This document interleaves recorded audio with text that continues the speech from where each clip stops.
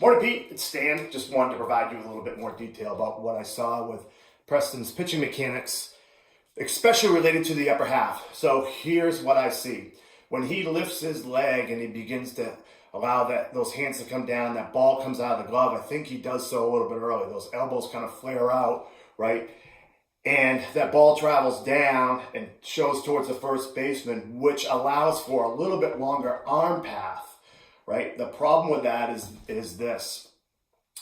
when we hit stride foot contact, we want the shoulder to be about 85 degrees of abduction, and we want our elbow flexion angle to be about 85 degrees, no more than 90. And here's why. As I begin to kind of connect around from, early cocking to late cocking, kind of accelerate through the acceleration phase, that elbow is going to begin to extend.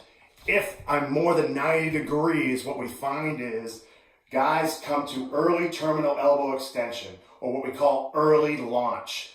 And what happens is number one, from an injury standpoint, I'm hitting that end range of my elbow, right? And I'm putting stress on the elbow. Two, I'm not able to kind of stay through the ball, right? And just prior to elbow extension, able to properly pronate, right?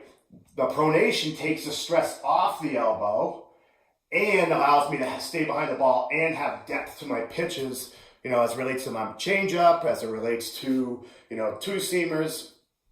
The other part of that too, it may be kind of the answer to the question of why he's getting a little bit of distal bicep pain, because he's coming to that early terminal extension, and he's starting to supinate, but he's trying to turn that hand over for his changeup and probably trying to do it harder because he's not getting the depth.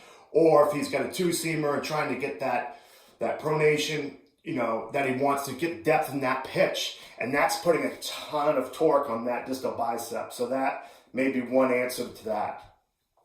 My suggestion to you would be this, is I would, as he begins to lift that leg, have him keep his elbows to his side just a little bit longer, right? And that allow for a little bit cleaner arm path. Allow that ball to kind of show towards the ground, which again, he's still going to be able to kind of come around, and get that extension here, but allow him to kind of close that angle down and get into a better elbow position, that foot strike.